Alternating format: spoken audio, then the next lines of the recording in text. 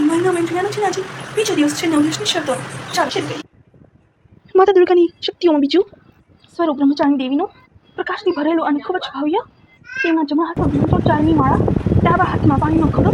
તેનો આ જન્મમાં જ્યારે તેમનો હિમાલયની પુત્રીના રૂપમાં થયો હતો ત્યારે તેમણે નારદ ઉપદેશ હેઠળ ભગવાન શંકરને પતિ તરીકે પ્રાપ્ત તપસ્યા કરી હતી. આ કઠિન તપસ્યાને કારણે તેમને તપશ્ચરણી અથવા બ્રહ્મચારી કહેવામાં આવતા હતા. તેણીએ 1000 વર્ષ ઉપર ફળો અને દૂધ ખાઈને વિતાવી 100 વર્ષ સુધી તેણી ફક્ત શાકભાજી ખાઈને વિતાવતી રહી. કેટલાક દિવસો સુધી તેણીએ કડક ઉપવાસ રાખ્યો અને ખુલ્લા આકાશ નીચે વરસાદ કરતા નવીન દુઃખ સહન કર્યા. આ કઠિન તપસ્યા પછી 3000 વર્ષ સુધી તેણીએ રાત દિવસ ભગવાન શંકરની પૂજા ફક્ત મિત્રના ઘરેલા પાંદડાઓ ખાઈને ગઈ. આ પછી તેણીએ મિત્રના સૂકા પાંદડા ખાવાનું પણ બંધ કરી દીધું. ઘણા હજાર વર્ષ સુધી તેણી પાણી અને ખોરાક વિના તપસ્યા કરતી રહી. સમાન પાંદડા પણ ખાવાનું બંધ કરવાને કારણે તેણીનું એક નામ અપર્ણા પણ પડી ગયું. હજારો વર્ષની આ કઠિન તપસ્યાને કારણે બ્રહ્મચારિણી દેવીનું આ જન્મનું શરીર ખૂબ જ નબળું પડી ગયું હતું. તે ખૂબ જ ક્ષીણ થઈ ગયું હતું. તેની સ્થિતિ જોઈને તેણી માતા મીનાવતીએ જોયું.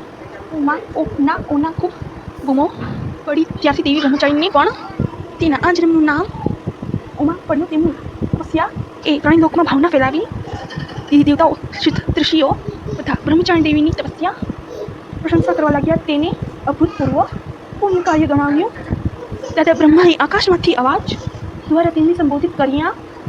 ઉચ્ચ સ્વરમાં કહ્યું, હે દેવી, આટલી કઠોર તપસ્યા કોઈએ ક્યારેય કરી નહોતી. આવી તપસ્યા તમારા માટે શક્ય હતી. તમારી અલૌકિક કાર્યની સર્વત્ર પ્રશંસા થઈ.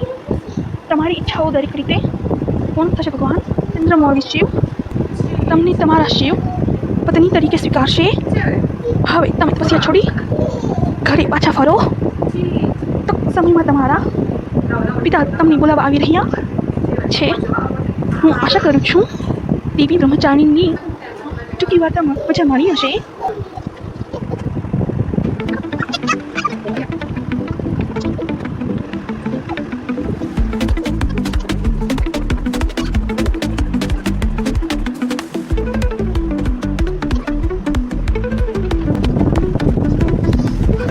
See you next time. Bye bye. Like, share and subscribe.